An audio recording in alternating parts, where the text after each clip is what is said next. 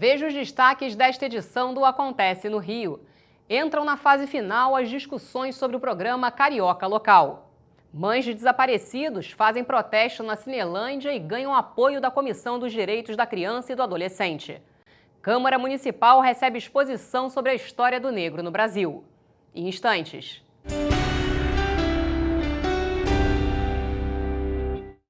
Olá! Vereadores e secretários municipais participaram nesta quarta-feira de mais uma audiência pública sobre o programa Carioca Local. Ao final, uma boa notícia para os porteiros. O artigo que previa o fim da moradia de zeladores acabou extinto. As discussões sobre o programa Carioca Local estão em fase final. Nesta quarta-feira, vereadores e representantes da sociedade se reuniram para acertar alguns pontos do projeto. O Carioca Local é fruto de 6 meses de trabalho, um grupo de trabalho constituído dentro da Prefeitura, envolvendo Secretaria de Urbanismo, envolvendo o Instituto do Patrimônio, envolvendo Secretaria de Obras, envolvendo uma série de secretarias, de técnicos, para se estudar medidas em diversos eixos. A polêmica que envolvia o PJ 123 foi resolvida. O artigo 3º previa a extinção de moradias para zelador e alojamento de funcionários de edifícios. O artigo 3º coloca que fica nas unidades residenciais multifamiliares, facultativo, o apartamento do zelador, o alojamento e vestiário para funcionários e a área de recreação e empreendimentos habitacionais. O secretário de Governo, Pedro Paulo, deu a boa notícia e foi aplaudido. Não vai mais contar no projeto do Carioca Local a faculdade de se ter o apartamento e o alojamento dos vestiários para os funcionários. Então acabou, podem ficar tranquilos, nós não vamos mexer mais nessa história. Tá?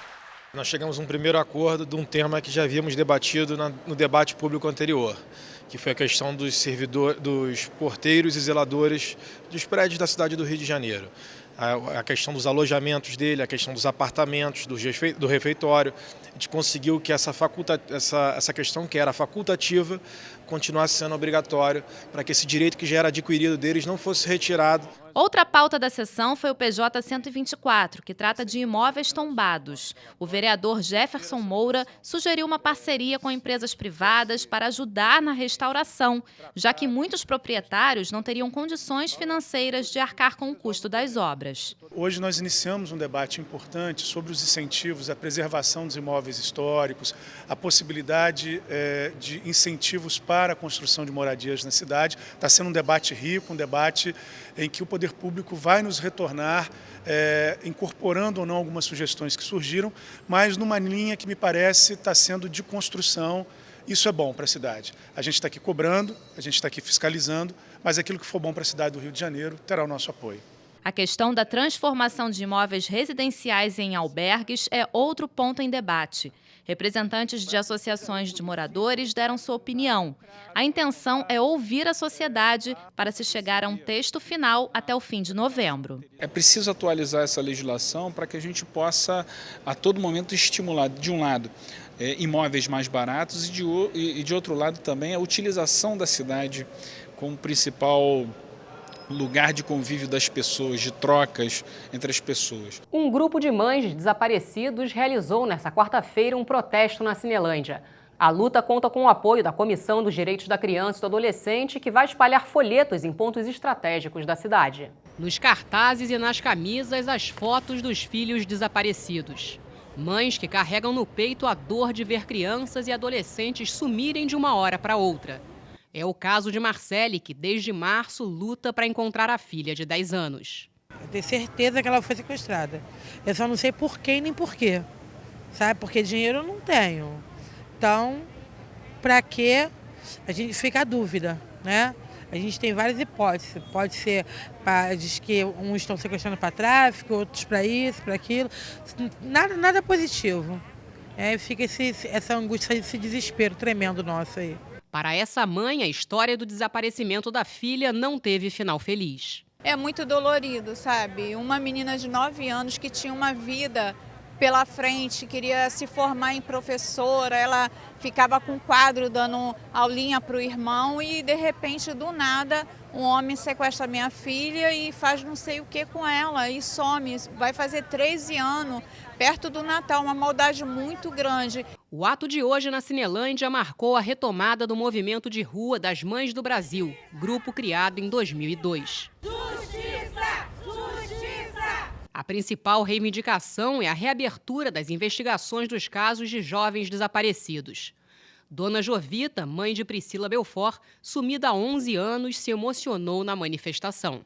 A gente tem que lutar pelos nossos filhos. Nós somos a voz dele. A Priscila tem somente a mim de voz, né? Cada um aqui fala pelo seu filho. Então, nem isso o desaparecido pode. A gente tem que ficar em pé mesmo, com toda a dor, com toda a incerteza de tudo que pode acontecer. Mas a gente tem que ter esperança, porque se eu morrer, acaba a Priscila, né? E eu não quero isso, eu quero uma resposta. A Comissão dos Direitos da Criança e do Adolescente está aberta para receber as denúncias sobre desaparecimentos.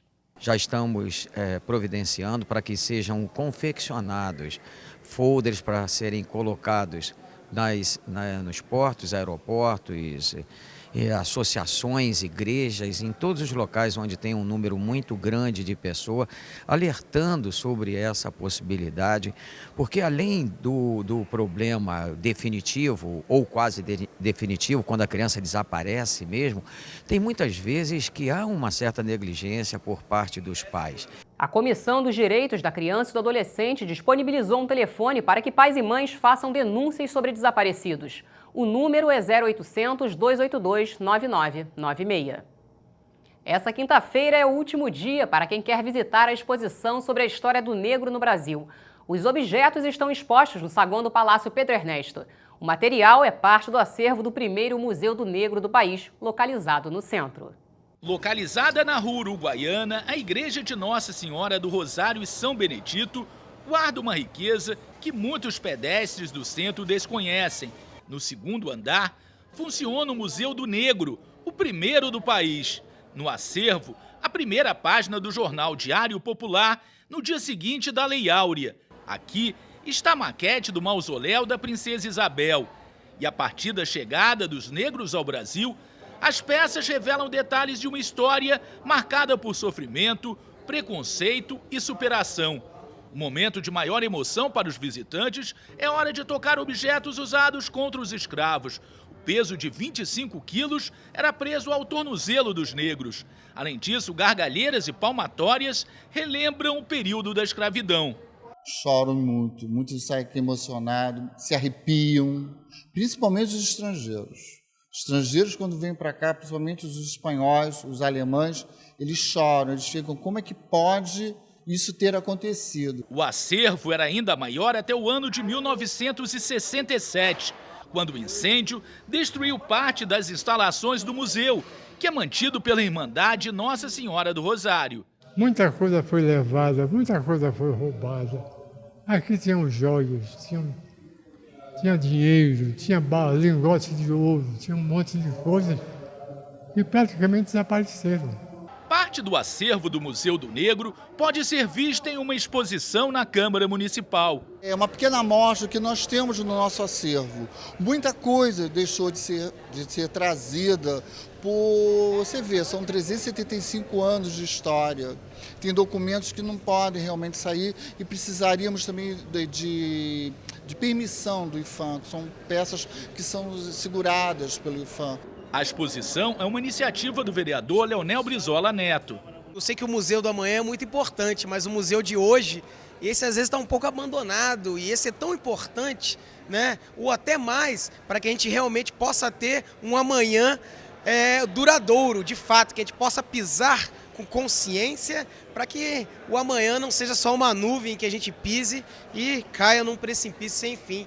A SEDAR interrompe o abastecimento de água no Rio e obriga o carioca a economizar.